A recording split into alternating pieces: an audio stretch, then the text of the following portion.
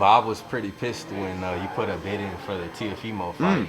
You ended up with the fight anyway, and then Teo was pissed at you, and he blamed you for that. What's your opinion Well, on I mean, a that day whole... before the fight, him and his team were telling us that we're the greatest thing since sliced bread and how great it was to work with us and thank you for saving the fight. And then he lost, and then it was our fault.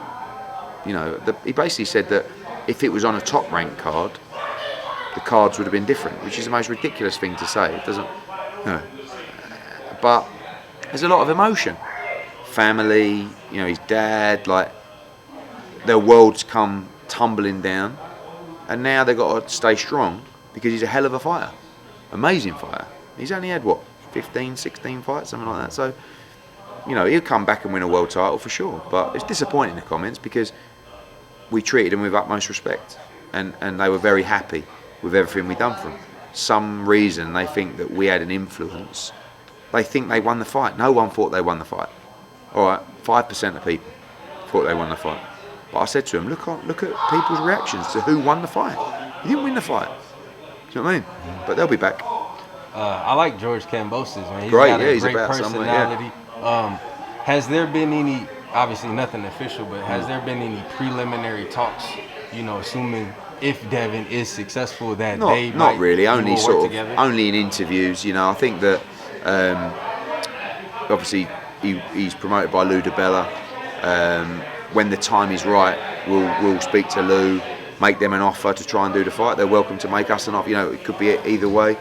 But we got to get through Saturday. George is a great guy, great fighter. I'm really pleased for him because he's really hustled. You know what I mean? To get that opportunity, he's changed his life. It's a great thing. What do you think? So I wanted to ask you about Anthony Joshua. Yeah. So before his last fight, he signed a lifetime contract with you. He's unfollowed you on social media apparently. No, he just follows companies. Oh, okay. Yeah. Oh, okay. Matchroom Boxing. Gotcha. Yeah. Okay. He's unfollowed individuals. I did speak to him about that. They put a whole article on the internet. I know. But so with Joshua, a lot of people are wondering. Of course, the big question is he going to step aside? What's going on with the Usyk rematch? I spoke to him this morning, and from his point of view, he doesn't really want to talk about stepping aside. It's against what he stands for. It's against what he wants to do. He just said to me that if you feel that all of a sudden we're approached this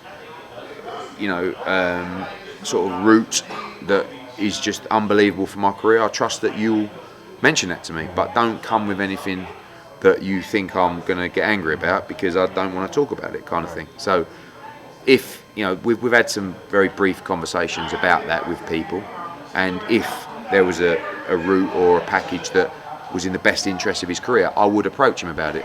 But in his mind, all he wants to do is fight Usyk. How do you feel about, you just said he only wants to fight Usyk, but how do you feel about the Wilder fight?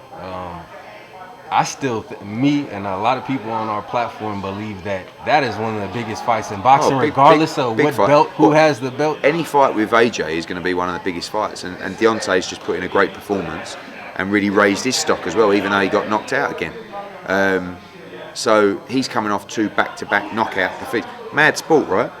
Wilder's coming off 2 knockout defeats, and his profile is bigger than ever. Do you know what I mean? Yeah. So I think AJ will fight Wilder. I think AJ will fight Fury. I think AJ will fight Usyk. I truly believe all those fights will happen because he's not going anywhere. He's got another 3, 4, 5 years in the sport. But obviously he has a rematch clause with Usyk, and that's what's on his mind.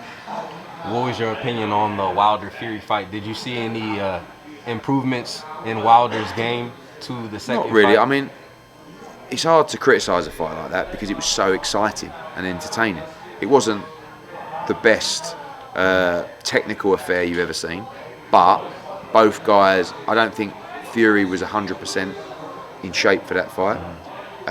Wilder couldn't stand up after 3 rounds for some reason, but showed unbelievable heart to stay in there, and that's what people love. That's why his popularity has risen through that fight, because he got people's respect, and it was a brilliant fight, really entertaining, great for the sport.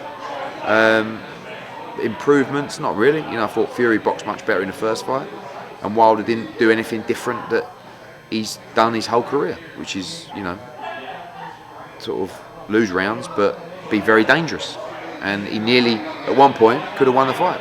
There was a little confusion before that fight. There was an official announcement all over the internet that Joshua versus Fury was official.